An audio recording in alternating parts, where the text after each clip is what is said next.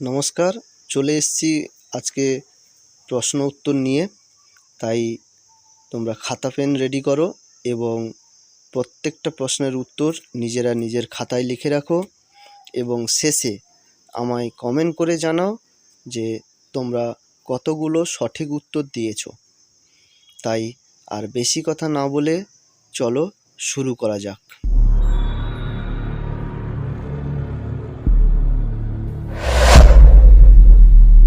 আজকের প্রথম প্রশ্ন, যে গাছ তার শাখা থেকে মাটিতে শিকড় পাঠায় তাকে কি বলে? Option A oak, B pine, C বন্য, ডি পাম। সঠিক উত্তরটি খাতায় লিখে ফেলো এবং 10 সেকেন্ডের মধ্যে লেখার পরে শেষে মিলিয়ে নেবে। প্রথমটার সঠিক উত্তর হচ্ছে অপশান সি বন্য। এবার চলে আসছি 2 নম্বর প্রশ্নে। বৈদ্যুতিক বাল্ব ফিলামেন্টটি কী দিয়ে তৈরি হয়?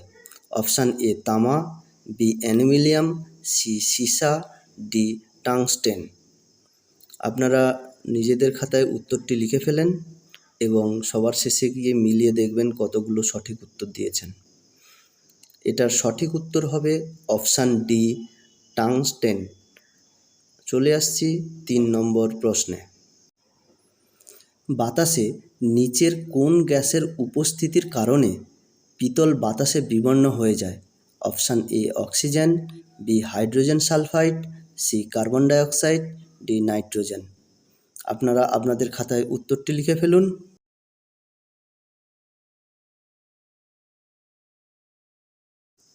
সঠিক উত্তরটি হবে অপশান বি হাইড্রোজেন সালফাইড। এরপর চলে আসছি 4 নম্বর প্রশ্নে। নিচের কোনটি একটি অধাতু যা ঘরের তাপমাত্রায় তরল থাকে? Option A phosphorus, B bromine, C chlorine, D helium. আপনারা আপনাদের খাতায় উত্তরটি লিখে ফেলুন এবং শেষে মিলিয়ে দেখবেন কতগুলো সঠিক উত্তর দিয়েছেন। এটার সঠিক উত্তর হলো অপশান বি ব্রোমিন। চলে আসছি 5 নম্বর প্রশ্নে। ক্লোরোফিল হলো একটি প্রাকৃতিকভাবে উৎপন্ন চিলেট যৌগ যার মধ্যে কেন্দ্রীয় ধাতুটি হলো অপশান এ তামা, বি ম্যাঙ্গানিজ, সি লোহা, ডি ক্যালসিয়াম। সঠিক উত্তরটি নিজেদের খাতায় লিখে ফেলুন। এটার সঠিক উত্তর হবে অপশান বি ম্যাঙ্গানিজ। চলে আসছি পরের প্রশ্নে। নিচের কোনটি পেন্সিল তৈরি করতে ব্যবহৃত হয়? A graphite, B silicon, C কাঠকয়লা, ডি ফসফরাস। আপনারা নিজেদের খাতায় লিখে ফেলুন এবং শেষে এই উত্তরটি মিলিয়ে নেবেন। এর সঠিক উত্তর হচ্ছে অপশান এ গ্রাফাইট। এবার আসছি পরের প্রশ্ন অর্থাৎ 7 নম্বর প্রশ্নে। নিম্নলিখিত ধাতুগুলির মধ্যে কোনটি অন্যান্য ধাতুর সাথে মিলিত হয়? Option A tin, B mercury, C সীসা, ডি দস্তা। আপনাদের উত্তরগুলি লেখা হয়ে যাচ্ছে, শেষে মিলিয়ে নেবেন। এর সঠিক উত্তর হচ্ছে অপশান বি মার্কারি। এবার আসছি পরের প্রশ্ন অর্থাৎ 8 নম্বর প্রশ্নে। জলের রাসায়নিক সূত্র হলো নিচেরগুলি। এটা আশা করি সবাই পারবে, তো এইটা নিয়ে আর বেশি কিছু বলছি না। তবু আপনারা খাতায় উত্তরটি লিখে ফেলুন।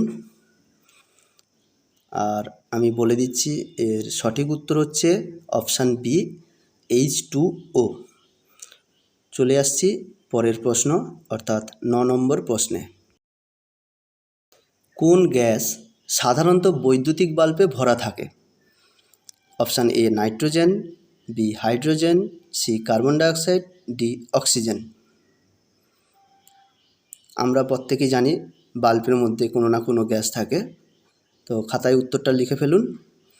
যারা পারোনি বলছি অপশান এ নাইট্রোজেন, যেটা বাল্বের মধ্যে ভরা থাকে। এর পরের প্রশ্নে চলে আসি নম্বর 10। ওয়াশিং সোডা এর সাধারণ নাম কি? Option A sodium carbonate, B calcium bicarbonate, C sodium bicarbonate, D calcium carbonate. যে ওয়াশিং সোডা সেটার সাধারণ নাম কি বলতে হবে। সঠিক উত্তরটি হচ্ছে অপশান এ সোডিয়াম কার্বনেট। চলে আসি 11 নম্বর প্রশ্নে। কোয়ার্টজ ক্রিস্টাল সাধারণত কোয়ার্টজ ঘড়িতে ব্যবহৃত হয়। এটি রাসায়নিকভাবে হলো সিলিকন ডাইঅক্সাইড, জার্মেনিয়াম অক্সাইড এবং সিলিকন ডাইঅক্সাইডের মিশ্রণ, আর সোডিয়াম সিলিকেট।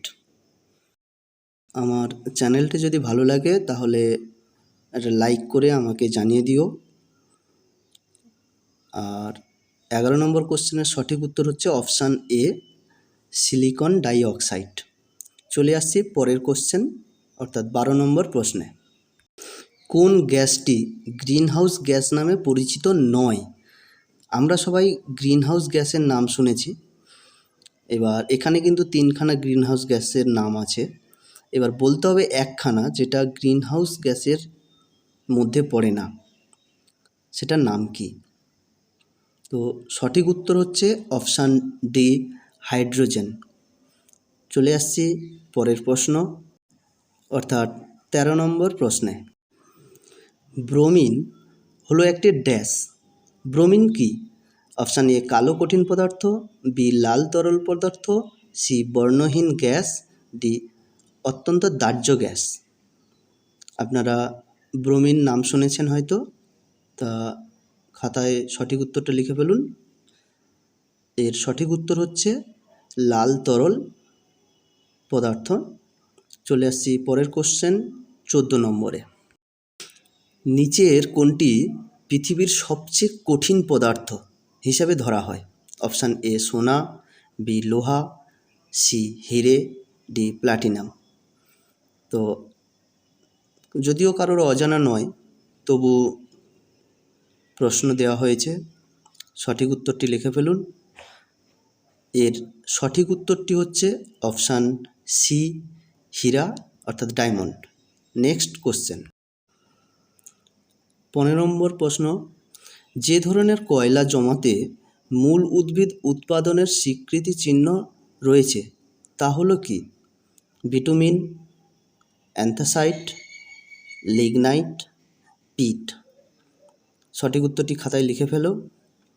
আর এই প্রশ্নের সঠিক উত্তর হচ্ছে অপশান ডি পিট। চলে আসছি পরের প্রশ্ন অর্থাৎ 16 নম্বর প্রশ্নে।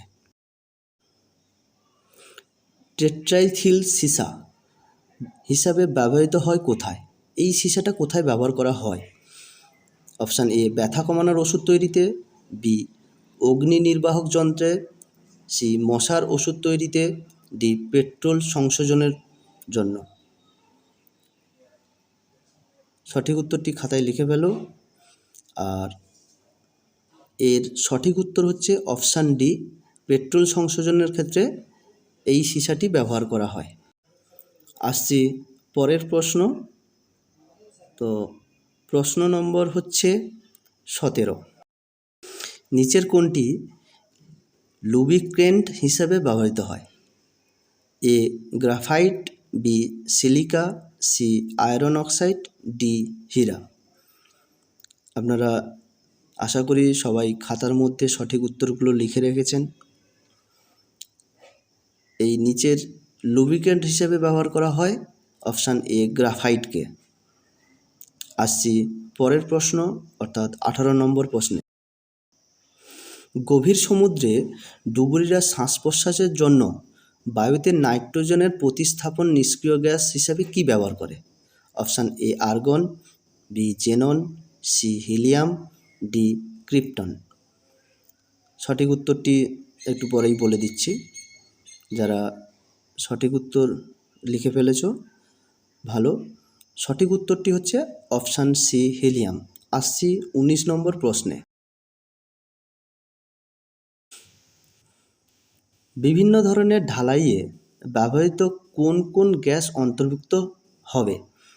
অপশান এ অক্সিজেন এবং hydrogen, B oxygen, hydrogen, acetylene ও নাইট্রোজেন, সি অক্সিজেন, অ্যাসিটিলিন এবং আর্গন, ডি অক্সিজেন এবং অ্যাসিটিলিন ঢালাইয়ের সঙ্গে ব্যবহার করা হয়।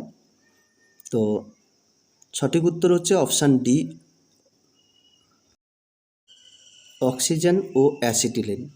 চলে আসছি আমাদের আজকের পর্বের শেষ প্রশ্নে। এরপরে থাকছে অ্যান্সার শিট অর্থাৎ 20তম প্রশ্নে। এক্সপ্লোজারে বাতাস থেকে আর্দ্রতা শোষণ করার জন্য পদার্থের বৈশিষ্ট্যকে কী বলা হয়? অর্থাৎ বাতাস থেকে যে আর্দ্রতা শোষণ করে সেই সিস্টেমটাকে কী বলা হয়? অ্যাসমেসিস, ডেলিকেসেন্স, প্রস্ফুটিত, ডেলিকেশন। অর্থাৎ সঠিক উত্তরটি লিখে ফেলুন। এরপরে আমাদের সঠিক উত্তরের পালা।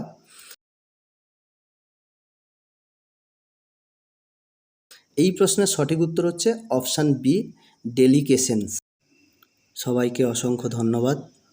এবার আপনারা খাতার সঙ্গে মিলিয়ে নিন যে আপনাদের কতগুলো উত্তর সঠিক হয়েছে। উত্তর লিস্টটি দেওয়া আছে, প্লিজ কমেন্ট করে জানান আপনি কতগুলো উত্তর পেরেছেন। এবং পরবর্তী রবিবারে আমি আবার নেক্সট ভিডিও নিয়ে আসছি। ততক্ষণের জন্য ভালো থাকুন, সুস্থ থাকুন।